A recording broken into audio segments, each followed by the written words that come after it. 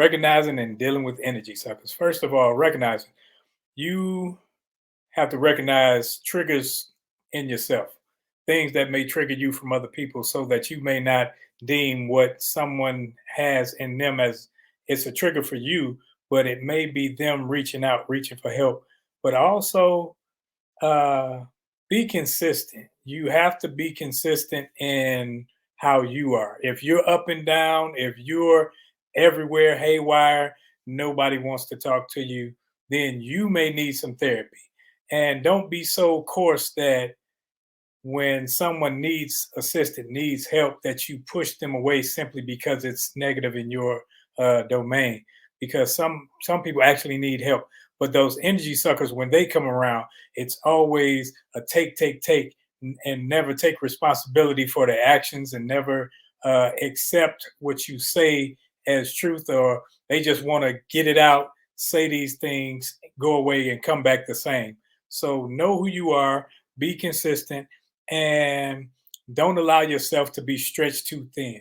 Because if you're constantly stretched, if you're constantly pouring out, who's pouring into you?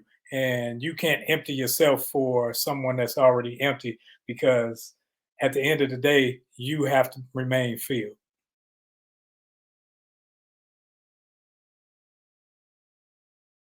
Hey, here's my final thought for the night. At the end of the day, we only have so much time and we only have so much energy. I'm gonna take a page out of Coach's book, and one of the things that he kind of added on to what I said was, um, it's important to you can't pour from an empty cup, right?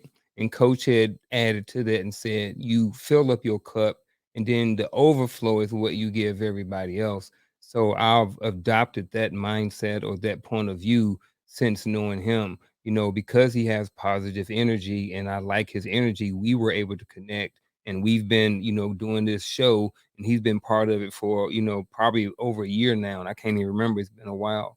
But I want to finish up with, like I said, is that the energy is important. We only have a certain amount of energy. It's important that we balance that amount of energy and choose who we decide to give how much energy to.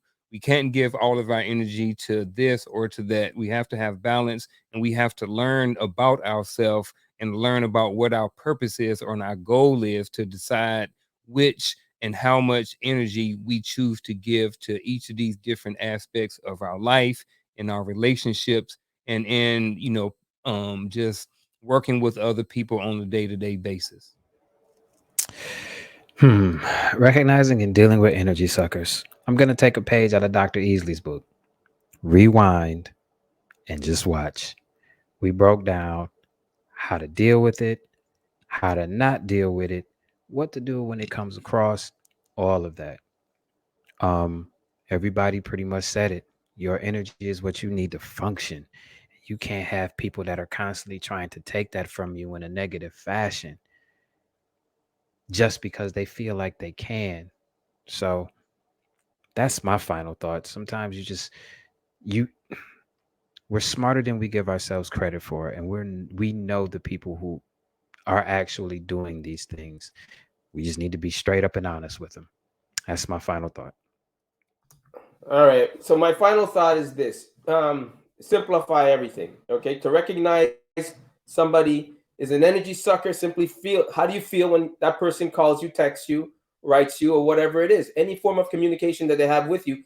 How is your initial feeling during that first reaction? Then you know, right? Because if you have a negative feeling, obviously they're energy suckers. Second, manage your energy like as you would manage your time. Give it where it's needed. It's like in an airplane. They always tell you put on your mask first before helping the person next to you, because you're no good to somebody if you're not healthy yourself. Now, if you're in a positive frame of mind, why would you put yourself in a line of fire of somebody that's an energy sucker? The truth hurts. Yeah, how you feel about it, fine. You wouldn't feel that way if you didn't know the truth.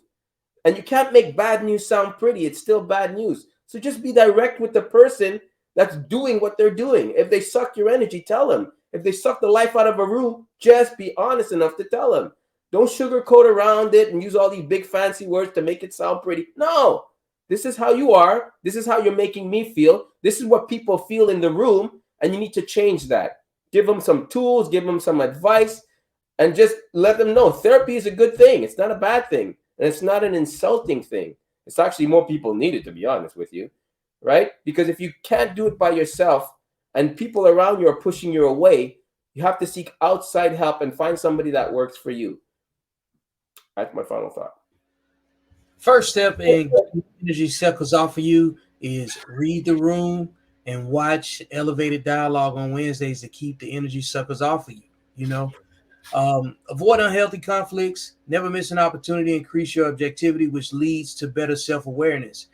If you're useful to others and of service to others, you'll have a hard time being an energy sucker when you're concentrating on helping others that help themselves.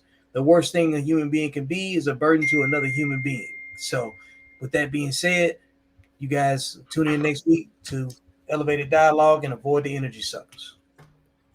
So great conversation tonight. I'm gonna try to get my points in real quick before this internet goes out. Again, I think it's important to work on self, right? You have to elevate yourself so that you can have a better awareness of not only just you but your surroundings. Your environment is extremely important. Again, I think I said this last week. Energy cannot be created nor destroyed. So the only thing it is repurposed. So when you really think about the things that you're thinking about, that kind of helps you to understand the plane of existence that you are. What's the word I'm looking for? That you are. Um, Emitting on, that's the word, the energy that you emit. So what is it that you want to do? What is it that you want to achieve? Where do your thoughts take you in relation to that? And you will emit on that level of existence, and you will attract those things based upon the energy that you are emitting.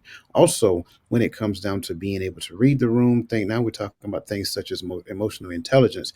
This is a very difficult process to get to obtain, to understand. This whole thing that we call our body, it is nothing but a sensor. If we do not understand that your body is a sensor, number one, we do not understand how to read the room, we do not understand emotional intelligence, and we probably struggle with relationship management as well. So those are the keys that I want to talk about. Number one, identify what it is that you want to do and where you want to go in your life.